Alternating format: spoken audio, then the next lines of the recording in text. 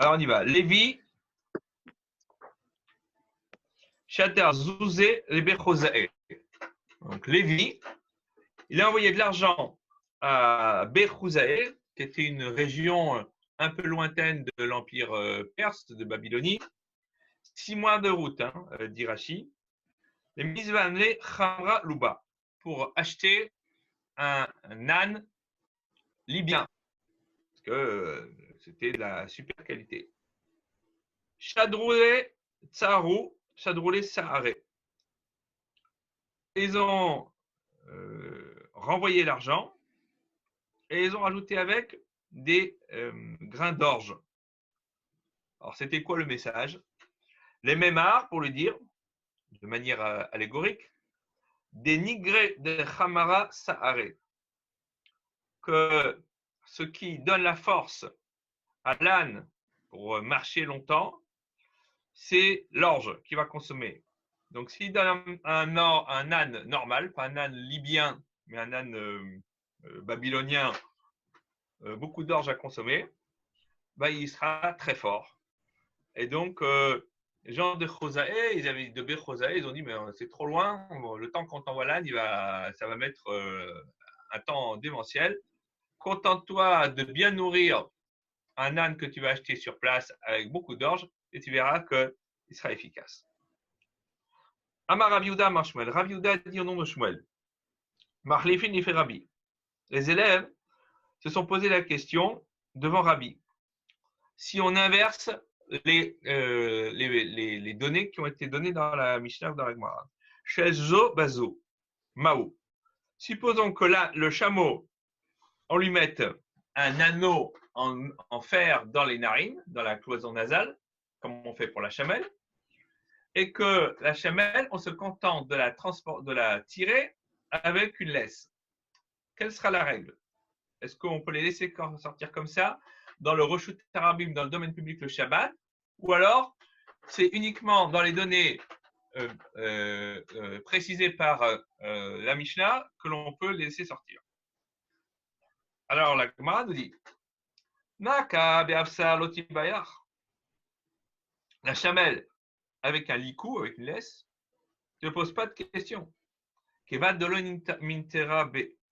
Étant donné qu'elle ne va pas être gardée avec. Masoyhu. C'est donc considéré comme un fardeau. Et donc, c'est interdit de sortir avec le Shabbat. Kitiba est là. Quand est-ce que tu dois te poser la question? Gamal bechatam may. Est-ce qu'avec une garde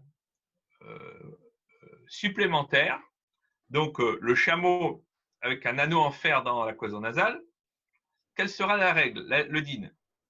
Kevan de sagele bafsa, étant donné que ça lui suffit avec une simple laisse. Masol ou.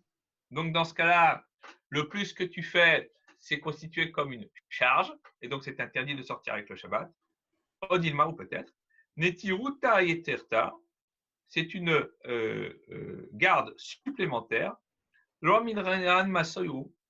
n'a pas dit à ce sujet que c'était considéré comme une charge. Amar et Fanav, il a dit devant Rabbi Ishmael be Rabbi aussi. Car Amar Abba, voilà ce qu'a dit mon père, c'était Rabbi aussi. Arba behemot yotzot be'afsa. 4 bêtes sortent le Shabbat avec un likou, une laisse. À Sous, donc le cheval, à Péred, le mulet, vers Gamal, le chameau, vers Chamor Elan. Les miroute maï. Et est-ce qu'il faut en déduire de là que cela vient exclure quoi? La les miroute Gamal behatam. N'est-il pas donc logique de considérer que c'est pour exclure le chameau que l'on voudrait sortir avec un anneau en fer dans la cloison nasale? Non. Les miroute naka beafsa. Non, au contraire. C'est pour exclure la chamelle avec un likou. Pourquoi? Parce que Rabbi aussi a donné ces bêtes en disant ces bêtes-là sortent spécifiquement avec un likou parce que ça suffit pour les garder. Elles ne vont pas se sauver avec ça. Mais une bête pour laquelle ce n'est pas suffisant, par exemple la chamelle, qui a tendance à se sauver rapidement et à être quelquefois agressive, eh bien, on n'a pas le droit, c'est assourd de la laisser sortir avec le Shabbat parce qu'elle va se sauver. Et donc, ça sera un problème de massoy, de charge, le Shabbat, si elle sort dans le domaine public. Et donc, au contraire, c'est plutôt pour exclure une garde amoindrie qu'une garde supplémentaire que cet enseignement est venu. Mais Matnita Tana, dans une braïta, on nous a enseigné l'ubdekim begamal yotzim be'absar. Bien que l'on dit dans notre Mishnah que les ânes libyens, eh bien, ils doivent sortir normalement avec une tétière en fer, comme parce que ils ont besoin d'être bien surveillés. Malgré tout, la braïta nous apprend qu'il est possible de les garder aussi avec un licou, et donc on peut sortir avec. Ketanae, et donc on voit que cette histoire, c'est une machloket atanaim, une discussion entre les maîtres de la Mishnah, qui nous dit En haya yotzet besuga. Une bête ne sort pas avec une muselière. De Hanania Omer, Hanania dit Yotzet besuga ou bechol davar amishtamer. Elle peut sortir avec une muselière et avec toute chose qui permet de la garder, de la surveiller. Bema et Askinan. De quoi parle notre braïta? Il est Ma'bechayak Dola, si tu parles d'une grande bête, par exemple un ours, mais c'est Sougar, est-ce que une muselière ça suffit? Il faut quelque chose de plus hard. Vela Bechayak Tana, donc une petite bête. Alors Rachid dit Chayak Tana, une petite bête, c'est quoi? Il donne deux exemples, la martre ou la belette. Milosagil et Sougar, est-ce que dans ce cas-là, une muselière ça suffit pas? C'est sûr que ça suffit amplement une muselière pour ça. Et là, Hatul Ikabenayu. Donc en fait, c'est le chat qui se place entre eux. C'est ça le distinguo qu'il faut opérer. Bon, parce que le chat, il n'a pas tendance à se sauver. En général, on voit rarement les gens se balader avec des chats avec des laisses. Les chats sont très affectueux avec leurs propriétaires et ils restent collés. Il n'y a pas besoin d'avoir des moyens de surveillance drastiques pour pouvoir garder un chat avec soi. Alors, on nous dit la chose suivante. Tana Kama Savar, le maître de notre Mishnah pense que étant donné que ça suffit avec une simple corde, voilà, pour le chat, alors, donc pour lui, une muselière, c'est considéré comme porter Shabbat si on le transporte dans le domaine public, parce que justement, c'est superflu. Les Hanania Savar, Hanania, lui, il pense, chaque fois qu'il y a une surveillance supplémentaire, on ne dira jamais que c'est une charge, que ça sert à rien. Donc, si tu fais plus, c'est pas grave. Par contre, si tu fais de manière inutile, là, ça devient une charge le Shabbat. Amar Ravuna bar Chia Amar Shmuel. Ravuna bar Chia dit au nom de Shmuel. Alacha ke Hanania. Alacha comme Hanania. Et donc, si on fait une surveillance supplémentaire avec les animaux le Shabbat, ça n'est pas considéré comme porté, comme ayant transgressé un interdit de la Torah. Lévi Beret de Ravuna Bachia, Rabba Baravuna avec Hazé Beurta. Donc Lévi, le fils de Ravuna Bachia, et Rabba Baravuna, ils étaient en chemin. Et ils chevauchaient des ânes. Kadme Hamra de Lévi, la Hamra de Rabba Baravuna. L'âne de Lévi a dépassé l'âne de Rabba Baravuna. Halaj da'ate de Rabba Baravuna. Rabba Baravuna, il en a éprouvé de la souffrance parce qu'il était plus grand en Torah que Lévi. Il a dit quoi? Il veut me dépasser, il ne me fait pas le kavod, l'honneur auquel j'ai droit. Et Lévi s'est bien rendu compte de ce qui s'était passé. Alors, qu'est-ce qui s'est passé? Qu'est-ce qu'il a fait, Lévi? Amar, donc Lévi, il a pensé, Ema lemita, qui eri de itotav da'ate. Je vais lui dire quelque chose afin de lui faire prendre conscience que je n'avais pas du tout l'intention de porter atteinte à l'honneur qui lui était dû. Et donc, il lui a dit la chose suivante. Donc, on est à la page 52a. Amaré. Donc, il lui a dit Hamor chez Asakabra'in, un âne qui a un comportement mauvais, c'est-à-dire qu'il est violent, quoi. Un âne rebelle qui a le coup de patte facile et qui a tendance à se sauver facilement. Kegonze, comme celui-là. Maoula 7, les Prumbia Beshabat. Alors, il dit, on a dit que normalement, un âne, il sort avec un simple licou, et que pour lui, une muselière, c'est considéré comme quelque chose de superflu, quasiment, de supplémentaire. Mais peut-être que pour un âne comme celui-là, eh ben, c'est nécessaire. Et est-ce que ce n'est pas considéré comme une surveillance superflue? À Marley, il lui a rétorqué, ou il a répondu plutôt Rabba Baravuna Alevi, Achi Amar Abour Mishme de Shmuel. Voilà ce qu'a dit ton père, donc Ravuna Bachia, au nom de Shmuel. Alaha ka Hanania. L'alaha est comme Hanania, qui dit que toute surveillance supplémentaire n'est pas considérée comme inutile ou comme une charge le Shabbat, mais elle est parfaitement valide. Et donc, on a le droit de le faire et il n'y a pas de conséquences pratiques. Maintenant qu'on a vu la problématique de l'âne, on va voir la problématique de la chèvre. Tana de Bemenachia. Dans le Bet Amidrash, la maison d'études Bemenachia, on a enseigné la braïta suivante. Ez Shechakakla Ben Karnea. Une chèvre où il a fait un trou dans les cornes le propriétaire. Donc, il a percé un trou dans les cornes de la chèvre pour y mettre le licou pour la promener le Shabbat. Yotza be'afsar, Shabbat, il peut la sortir avec ça, avec le licou dedans, le Shabbat. Parce que elle ne pourra pas sauver. Mais s'il ne fait pas ça, ça sera problématique. Parce que la chèvre va avoir tendance à vouloir prendre sa liberté. La chèvre va vouloir prendre sa liberté. Et si on lui met un simple licou autour du cou, elle va se sauver. Et donc, on va se retrouver avec une laisse dans la main le Shabbat et on aura transgressé l'interdiction de porter dans le domaine public. Donc, par contre, si le propriétaire lui a percé des trous dans les cornes et il a introduit la laisse, là, elle n'a pas moyen de se sauver. Rav Yosef, il a posé la question. Tahavla bezekana. Maintenant, supposons qu'il lui introduit le licou dans la barbichette. Hein, il a pris les poils de la barbe de la chèvre et il a mis la laisse à l'intérieur et il a fait un nœud.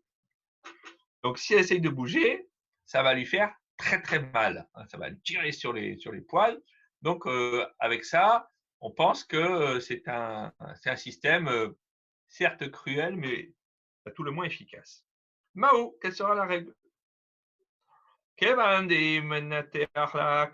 Parce que si jamais elle essaye de se sauver, ça va lui faire mal. Loatie, l'enatucha, elle ne va pas arriver à s'en défaire, à défaire le truc. Odilma, peut-être. Dimnin dérapé benafil. Peut-être qu'une fois, il va arriver que les poils vont se détacher, le nœud va se défaire de lui-même, la laisse va tomber, et arba amod birshut arabim, et vont arriver à porter la laisse 4 coudées dans le domaine public et donc à transgresser l'interdit de la Torah. Réponse des sages, tekou, c'est-à-dire tishbi yavo veitaretz kushon vebaitot, le prophète Élie viendra à la fin des temps et résoudre les problématiques et les questions qui ont été posées au Beth Midrash et qui n'ont pas trouvé de solution. Donc, on n'a pas de solution claire à ce sujet. Nan Atam. On enseigne dans la Mishnah concernant les choses avec lesquelles on n'a pas le droit de sortir avec une vache le Shabbat. On va voir ça dans 2 jours. Lo birsua chez Ben Karnea. Donc, la Mishnah nous dit qu'on n'a pas le droit de sortir avec laisse qui est entre ses cornes. Amar Rabbi Yirmiyah Baraba. Rabbi Yirmiyah Baraba enseigne. Pligel Barab et Shmuel sont à ce sujet en discussion. Rab et Shmuel. Hadamar Ben Leroy Ben Lishmor. Que ce soit pour une laisse, on va dire, qui est là de manière décorative. Ben les chamers, que ce soit avec une laisse qui est là pour garder, pour surveiller la vache. Assour, on n'a pas le droit de laisser la vache sortir avec.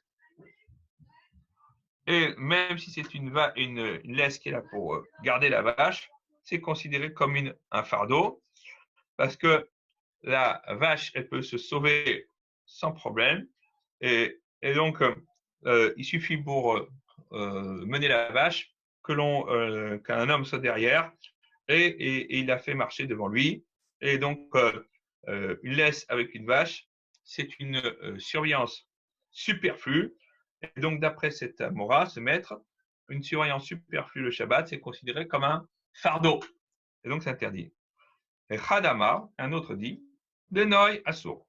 Si c'est une laisse décorative, c'est interdit. Véléchamer, par contre, si c'est pour garder la vache, la contrôler, moutard, on peut laisser la vache sortir avec. Parce que d'après cet Amora, tout ce qui est supplémentaire n'est pas superflu. Donc, c'est permis le Shabbat.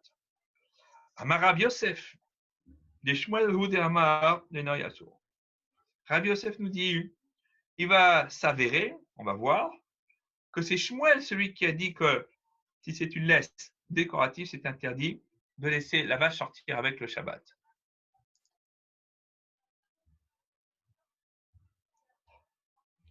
Et les chamers moutards, et que si c'est une laisse qui est là pour surveiller la bête, c'est permis. Damar Ravuna Bachia Bar Shmuel. Car Ravuna Bachia dit au nom de Shmuel, Alacha Hanania. L'Alacha est comme Hanania, vous vous rappelez, on a vu, Hanania dit, toute surveillance supplémentaire est valide le Shabbat. Donc, il n'y a jamais rien qui est fait en trop, et donc c'est bon. Amar et Abaye, il a rétorqué à Rabbi Yosef, il a posé la question. Adraba, au contraire. Tistayem, des Shmuel Hud Amar, ben Enoy, ben Shamer, Asso. Il va s'avérer que c'est Shmuel qui a dit que ce soit une laisse pour la décoration ou pour surveiller la bête, c'est interdit de laisser la vache sortir avec le Shabbat. Parce que pour lui, eh bien, une surveillance supplémentaire, eh bien, c'est considéré comme une charge, un fardeau le Shabbat. Damar Rabbi Yehuda Marshmuel, car Rabbi Yehuda a dit au nom de Shmuel, Machlifin ifne Rabbi. Les Chachamim, les sages, les élèves, ils ont posé la question devant Rabbi, quel est le din, quel est la halacha, si on inverse les données qui ont été données dans la Mishnah. C'est-à-dire, chez Zo, Bezo. Par exemple, le chameau avec l'anneau en fer dans la cloison nasale et la chamelle avec un simple licou. Maou, quelle est la règle?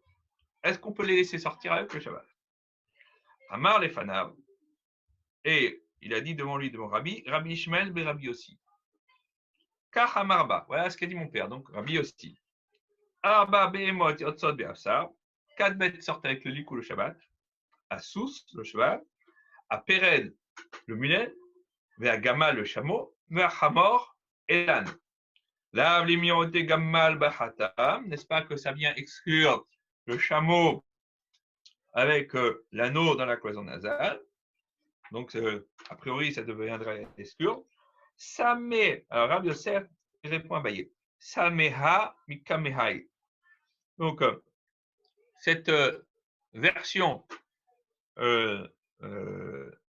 enlève-la devant l'autre. C'est-à-dire que, étant donné qu'il y a une contradiction entre la version de Ravuna Bachia dans l'option de Shmuel, d'après lui, Shmuel pencherait comme Hanania que toute surveillance supplémentaire, c'est valide le Shabbat, et la version de Rabbi Yehuda dans l'opinion de Shmuel, qui lui dit que le chameau n'a pas le droit de sortir avec l'anneau en fer dans la cloison nasale. Donc, une surveillance supplémentaire est interdite. Et donc, il faut repousser la version de Rav Yehuda devant la version de Ravuna Bar Chia et de dire que la version véridique, c'est celle de Ravuna Bar Chia, que Shmuel pense comme Hanania que toute surveillance supplémentaire est permise le Shabbat. Et donc, ce n'est pas considéré comme une charge. Il dit, mais qu'est-ce que tu as eu pour retirer cet enseignement devant celui-là? Qu'est-ce qu'il a de plus? Au contraire, enlève celui-là devant l'autre. Alors Yosef il dit, parce qu'on a vu explicitement que Shmuel a dit que si c'est une laisse qu'elle a pour la décoration, c'est interdit de laisser une vache sortir avec le Shabbat. Les chamers moutard, et que si c'est pour la garder, au contraire, c'est permis. Des Itmar, on a enseigné, Afriya bar Ashiyamara, Afriya bar Ashiyani au nom de Rab, Ben Enoi, Ben Echamer, Assour, que ce soit décoratif ou pour garder la vache, c'est interdit de laisser la vache sortir avec le Shabbat. Afriya bar Rabin Amar Shmuel, Afriya bar Rabin a dit au nom de Shmuel, Lenol, Assour, si c'est pour décoratif, c'est interdit. Les chamers moutard. Par contre, si c'est pour garder et surveiller la vache, c'est permis. Mais Tibet, alors on va objecter à partir de la braïta suivante, qui parle de para adouma, la vache rousse, qui a des spécificités très particulières dont on va parler dans quelques instants. Keshara be'alea be'mosera. Donc, le propriétaire il a attaché la vache rousse avec un licou. Keshera. Et encore kacher. Donc, bien que normalement on dise que la vache rousse ne doit pas avoir porté le moindre fardeau, d'accord? Et si elle a porté le moindre fardeau, c'est-à-dire on lui a posé un mouchoir dessus, elle est interdite à tout usage. Mais quelque chose qui lui est attaché pour la garder, pour éviter qu'elle se sauve, ce n'est pas considéré comme une charge, et donc elle n'est pas rendue impropre à l'usage auquel elle est destinée. Mais ça le caractère, Masayou. Et si te viendrait à l'idée que c'est une charge comme les propos de Rav, pourquoi est-ce que la Braïta, elle enseigne que la paradouma n'est pas rendue impropre par le fait de l'avoir attachée avec une laisse, un licou. Pourtant, la Torah dit explicitement, elle n'a sur une vache qui n'a pas porté de joug. C'est ça qu'a dit la Torah. Donc, tu vois bien que ce n'est pas considéré comme une charge. Amar Abaye nous dit, dit là-bas, la Braïta nous parle de quelqu'un qui amène sa vache rousse d'une ville à une autre. Et donc, comme la vache, elle va essayer de se sauver, parce que comme ça, là, on l'a envie. Donc, quand il l'amène d'une ville à l'autre, il doit la tenir pour pas qu'elle revienne, par exemple, à son pâturage de départ. Et donc, dans ce cadre-là, le fait de la tenir avec un licou, une laisse, c'est considéré comme une shmira, comme un moyen de la garder, et pas comme le fait de la garder de manière superflue, supplémentaire.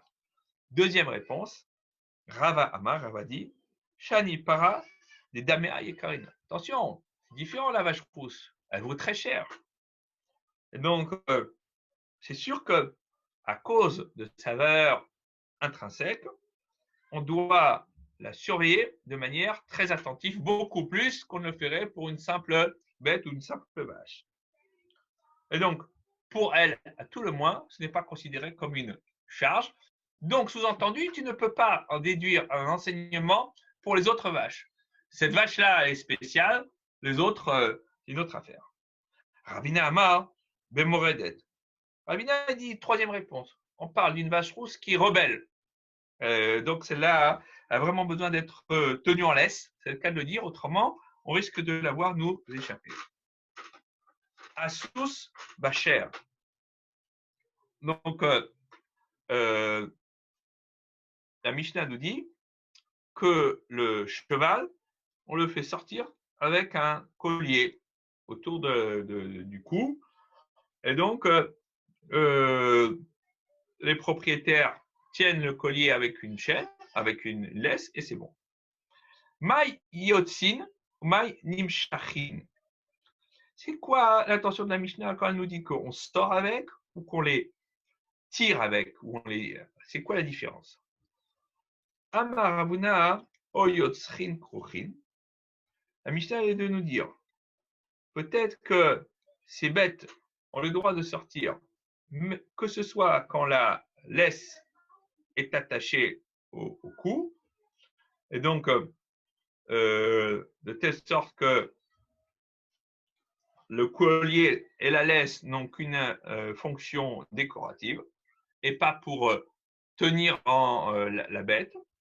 Oh nimshachin, ou alors quand c'est vraiment attaché et que c'est vraiment utilisé pour sortir avec la bête. Et donc dans ce cas-là, ils ont un vrai usage pratique qui peut leur être appliqué.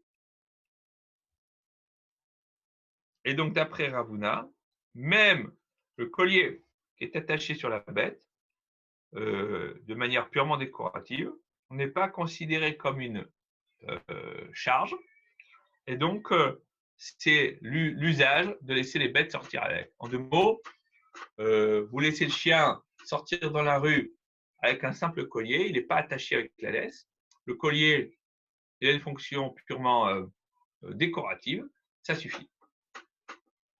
Ou Shmuel Amar, et Shmuel lui dit, l'intention de la Mishnah est la suivante, Yotzin nimshachin. Les bêtes sortent avec cet équipement quand on les tient en laisse, c'est le cas de le dire. Ben yotzin krochin, ils ne sortent pas quand ça s'est posé sur eux, mais qu'on ne les utilise pas. Dans ce cas-là, c'est considéré comme une charge. Mais matnita tana, dans la braïta, on enseigne yotzin krochin imacher. Ils sortent avec le collier, mais pour être tirés avec.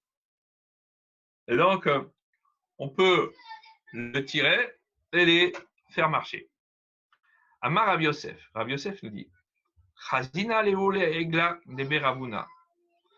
J'ai vu les veaux de la maison de Ravuna et aussi be'afsarem prochin Shabbat qui sortaient avec leur laisse attachée sur eux autour de leur cou le Shabbat. Et donc, apparemment, on ne les tirait pas dessus, on les laissait dessus. Qui a Rav Dimi? Quand Rav Dimi est venu d'Eretz Israël en Babel, Amar Rabbi Hanina. Il a dit au nom de Rabbi Hanina, Moulaot, les mules, chez Bet Rabbi, de la maison de Rabbi, Yotzi Ot Be'afsarehem Be'Shabbat. Elles sortent avec leur collier, leur laisse, sur elles le Shabbat, sans qu'on les tire. Ibayeu. Alors les élèves, ils ont posé la question. Alors, comment il faut interpréter cet enseignement de Rav Dimi? Kroché onim shachin. Quand on nous a dit que les mules de la maison de Rabbi sortaient le Shabbat avec leur collier, est-ce que ça veut dire que c'était simplement le collier de manière décorative ou alors le collier était relié à une laisse et on les tirait avec le Shabbat? Tashma, viens, écoute. Quand Rav Shmuel Bar Yehuda, quand Rav Shmuel Bar Yehuda est venu de Eretz Israël en Babel, il a dit Amar Rabbi Chania. Voilà ce qu'a dit Rabbi Chania. Moulaot, donc les mules, chez Bet Rabbi Yotzot Be'Absaren B'Kruchim Be'Shabbat, elles sortaient avec leur collier entouré autour du cou, sous-entendu non en étant non tiré par quelqu'un le Shabbat. À moi, Rabban Kamed de Ravasi. Alors, on en était à l'histoire suivante. Ah, des Rabbi Shmuel Bar Yehuda Lotzricha. Donc, le doute que les élèves avaient à propos de Rav Dimi et la conclusion qu'il a donnée d'après les propos de Rav Shmuel Bar Yehuda, ils ont dit il n'y a pas besoin de l'enseignement de Rav Shmuel Bar Yehuda pour conclure, pour trancher et dire que les mules sortent avec leur likou le Shabbat quand ils sont simplement entourés autour du cou sans qu'on les tire. Midera Abdimi Nafka. Parce que là, on peut apprendre cela de l'enseignement de Rabdimi lui-même. Les sakadateurs de Rabdimi car si tu as l'idée que Rabdimi a dit que les bêtes étaient tirées, Midera Abdouda Mashmuel Nafka. Ça, on pouvait l'apprendre de Rabbi Yehuda ou de Shmuel. D'après Rabbi Yehuda Mashmuel, Machlifin Ayulifne Rabbi. Car Rabbi Yehuda a dit au nom de Shmuel que les élèves, ils ont posé à Rabbi la question, et si on inverse les données, quel va être le din? Chez Zobezot, ce cas-là, avec ce cas-là, c'est-à-dire le chameau avec l'anneau et la chamelle avec le simple likou. Mao, quel est la din? Et donc, si c'était permis de sortir comme ça le Shabbat, Amar les Fanab, Rabbi Ishmael, Rabbi aussi, il a dit devant lui, Rabbi Ishmael, Rabbi aussi devant Rabbi, Ahamaraba, c'est a dit mon père, donc Rabbi aussi.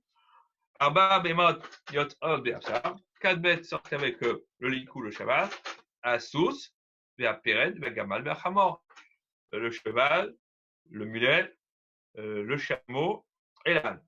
Et donc, comme je n'ai pas dit que Rabbi il a contredit l'enseignement de Rabbi aussi. Donc, on voit de là qu'il a accepté les propos qui ont été tenus au nom de Rabbi aussi. Mais donc, on voit de ce témoignage-là que l'opinion de Rabbi, c'est que les mules ont le droit de sortir le Shabbat avec un simple likou pour les surveiller. Et donc, on est obligé de dire que le témoignage qu'a transmis Rav Dimi pour dire que les mules du Rabbi sortaient avec le likou le Shabbat, eh bien, nous simplement nous donner cette permission qu'on avait déjà entendue du témoignage qu'avait transmis Rav Yehuda. Et donc, c'est sûr que le témoignage de Rav Dimi vient nous apprendre la permission qu'on a de laisser les mules sortir avec leur simple laisse entouré autour du cou le Shabbat sans avoir besoin de les tirer. Et donc, il n'y a pas besoin de l'apprendre d'un autre enseignement. Hava Amina, j'aurais pu penser, Allah Alefana, Blokibla Miné, que peut-être Rabbi Ishmael, il a dit ça devant Rabbi, mais qu'il n'avait pas été d'accord avec ce qu'il a dit. Kamashmalan de Rav Dimi. Et donc, Rav Dimi, il vient nous apprendre quelque chose, c'est que Rabbi a non seulement entendu l'enseignement de Rabbi Ishmael et Rabbi aussi, mais il était d'accord avec les conclusions pratiques. Et si c'était Rabbi apprendre que l'enseignement, le témoignage qu'a transmis Rav Dimi et pas ce qu'avait transmis Rav Shmuel Bar Yehuda, alors on aurait pu penser que peut-être que ces propos que Rabbi a permis à ces mules de sortir avec le likou le Shabbat, c'est seulement quand les mules sont tirées avec la laisse. Hava Amina, anemile nimshachin, donc tirées avec la laisse. Al kruchin, lo. Mais si elles étaient simplement avec la laisse entourée autour du cou, non, il ne l'aurait pas permis. Hashman de Rabbi Shmuel Bar Yehuda. Donc, Rabbi Shmuel Bar Yehuda vient nous apprendre que le témoignage qu'a transmis Rav Shmuel, qu'il n'y a pas, que ce n'est pas ainsi, et que Rabbi a permis de sortir aux mules le Shabbat, même lorsque la laisse était entourée autour du cou. À la fin de la Mishnah, on nous avait dit Umazin alehen. On les asperge d'eau lustrale, donc les colliers qui sont sur les bêtes, s'ils ont été rendus impurs par Toumatmet, c'est-à-dire une impureté liée à la mort. Vetovlan, et on les trempe pour les purifier aussi des autres formes d'impureté. Bim Koman, même lorsqu'elles sont, lorsque les colliers sont encore sur le cou des bêtes. Et il n'y a pas besoin de les enlever pour les tremper dans un migvé ou dans une source d'eau. Les mêmes rats, Devne Kaboul et Touman. Est-ce que ça veut nous dire que les colliers des animaux sont aptes à recevoir l'impureté rituelle? Ve'atnan, et on enseigne dans les Mishnah d'Akelim, Taba'at Adam, la bague le sceau d'un homme, donc qui met sur son doigt pour une chevalière, hein, pour décoration. Téméa, elle peut recevoir l'impureté rituelle, parce que c'est un tarchit, c'est une décoration. Taba'ad be'ema, l'anneau d'une bête, par exemple le collier, vekelim, ou alors l'anneau d'ustensile, par exemple les anneaux que l'on peut mettre sur des objets décoratifs ou sur des objets pour manger, ou chez Arkola Tabarot, par exemple des heurtoirs que l'on pose sur les portes. On tourne la page et Orot, elles sont pures, c'est-à-dire elles ne peuvent pas recevoir l'impureté rituelle. Alors, ça va à l'encontre de ce que l'on avait dit précédemment. Amar Rabbi Yitzhak enseigne, Beba'in minoy Adam, lenoy behema.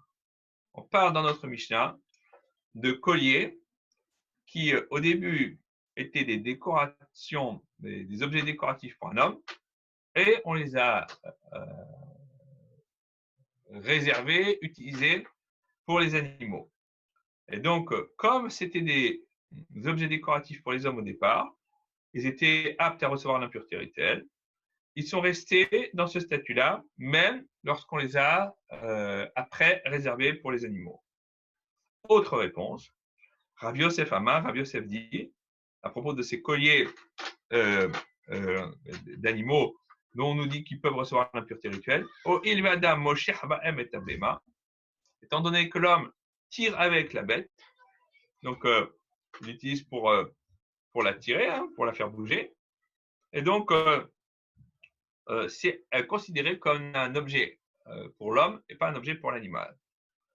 Rav Yosef d'ailleurs apporte une preuve pour appuyer son opinion. Milotania, n'est-il pas enseigné aux Braïta, Makel shel behema shel matirhet mekabel tum'a. Le bâton pour une bête, c'est-à-dire que l'on utilise pour guider les troupeaux, qui est en métal, il peut recevoir l'impureté rituelle. Mata'am, quelle en est la raison?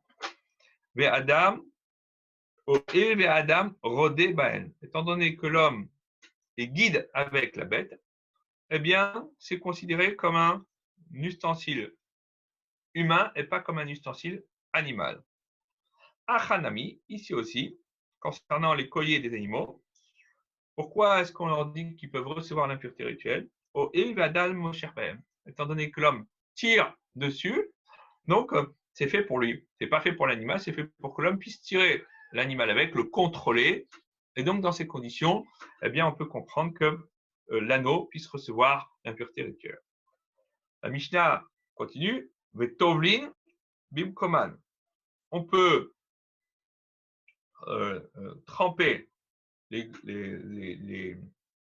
colliers des animaux pour les purifier après qu'ils aient été rendus impurs sur le cou de l'animal. C'est-à-dire, l'animal, on le fait plonger dans le milieu et il n'y a pas besoin de détacher le collier de l'animal.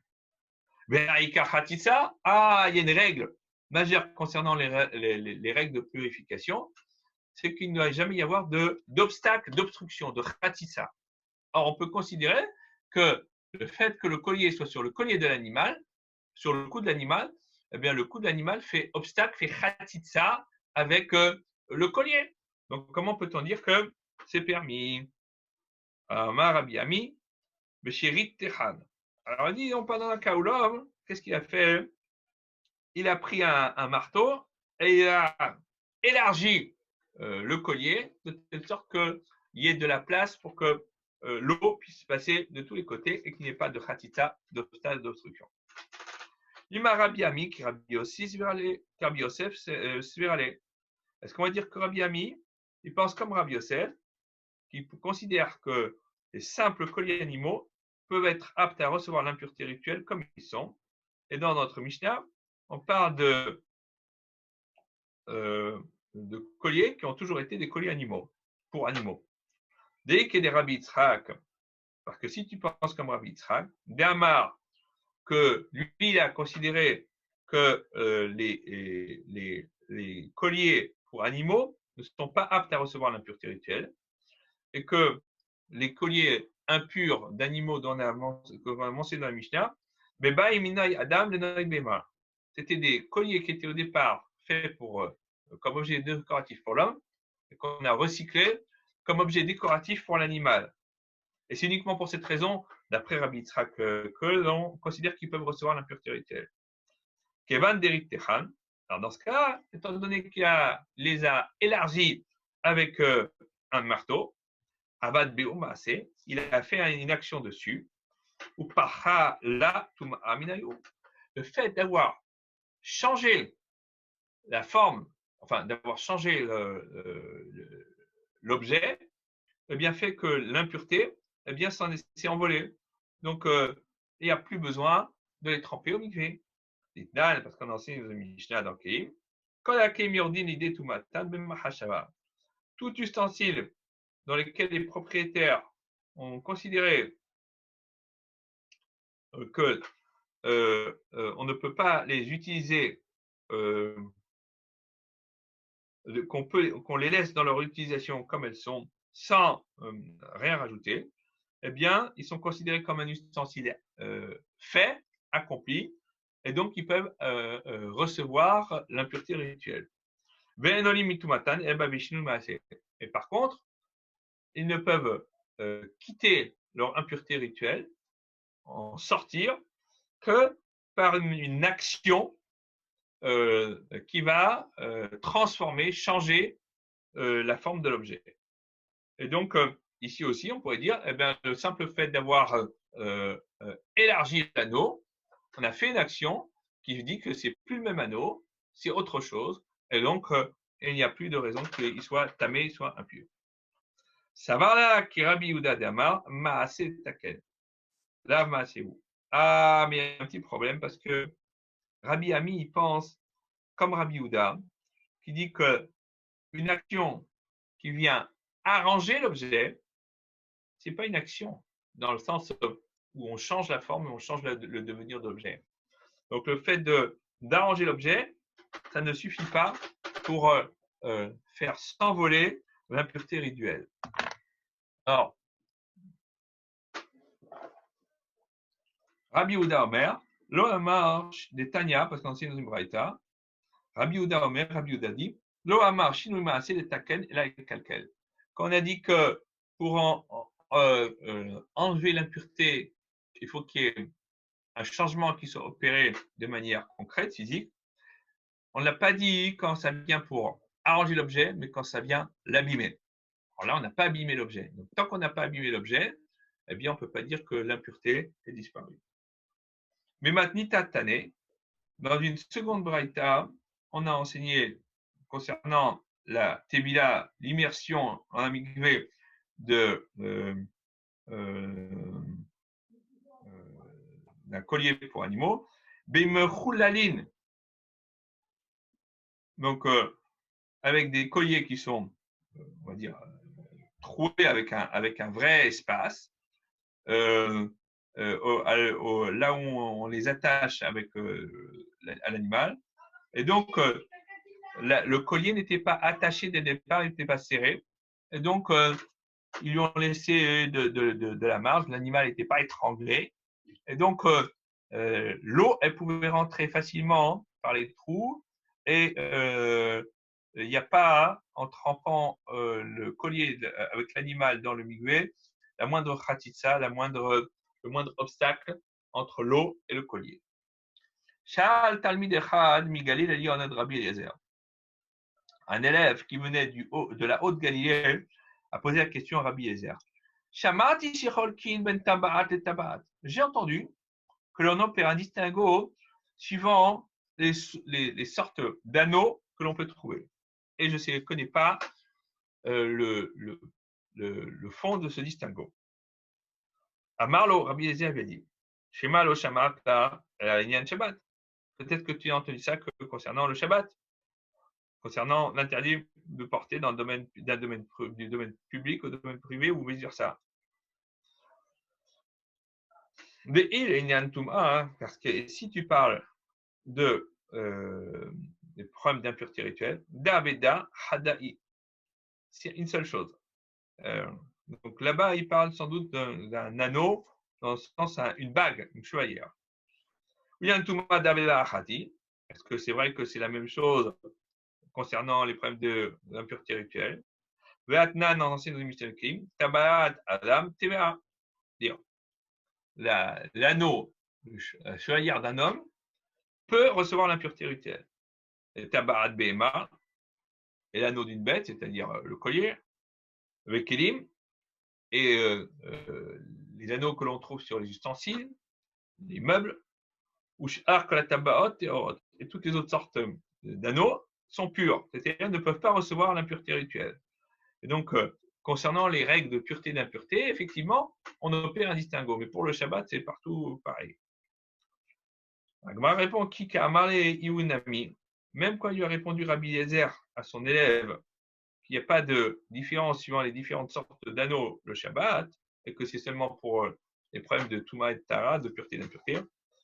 Et Adam Kamale, c'est concernant les anneaux des hommes, et il n'a pas parlé des anneaux animaux. Alors, tu peux dire que les anneaux des hommes, c'est exactement la même chose concernant les règles de pureté et d'impureté. Tania, pourtant, dans une braïta, Tabaat Chetkina le Lachgor Ba Motnav. Donc, un anneau qu'il a arrangé, qu'il a construit ou qu'il a fabriqué pour, pour tenir la ceinture de son pantalon, par exemple. Hein, voilà. Ou Kashirba Ben Ketefav. Ou alors, pour attacher les manches de sa chemise derrière son dos. Vous ne connaissez pas les chemises comme aujourd'hui on a. Donc voilà. Théora ne peuvent pas recevoir l'impureté rituelle parce que ça s'appelle tabarat klim. C'est considéré comme un anneau pour des ustensiles et pas un anneau qui est directement utilisé par l'homme. Et donc un anneau de cette sorte qui n'est pas utilisé par l'homme mais pour ses vêtements n'est pas apte à recevoir l'impureté rituelle. Velo amrou temea. Et là, chez l'Etzba Bilvan. Et quand on a dit qu'un anneau humain pouvait recevoir l'impureté rituelle, c'est seulement chez l'Etzba Bilvan, un anneau qu'on met sur le doigt. Ça, c'est une décoration pour l'homme. Le reste, c'est utilitaire. Kika Marley Iou Inami, Agmar a dit que quand il a dit ça Rabbi Eliezer à son élève, des Etzba Kamarle, il lui a parlé d'un anneau qu'on mettait sur le doigt. Ou des Etzba Daveda Hati. Alors la Gemara, est-ce que c'est vraiment la même chose concernant les règles de pureté et d'impureté de celui que l'anneau du doigt? Ve'atnan, pourtant on enseigne dans le Mishnah Klim, Taba'at shel matechet, ve'chottama shel almog. Un anneau en fer et le seau en bois de santal. Ou alors en corail. Il y a les deux versions. Téméa sont aptes à recevoir l'impureté rituelle. Par contre, si l'anneau est en bois de santal et le seau en métal, théora, c'est pur, c'est pas apte à recevoir l'impureté rituelle. Agma répond, Kikamare Iunami, même lorsque Rabbi Eliezer a répondu à son élève, et il a dit qu'il n'y a pas de distinguo à opérer entre pour les problèmes de pureté et d'impureté, suivant les différentes espèces d'anneaux qu'un homme portait à son doigt. Kula shel matechet kamara. C'est seulement quand ce sont des anneaux qui sont entièrement en métal. Mais si ce sont des anneaux comme ceux-là qui sont faits de différentes espèces, on ne peut pas dire cela. On arrête là pour aujourd'hui.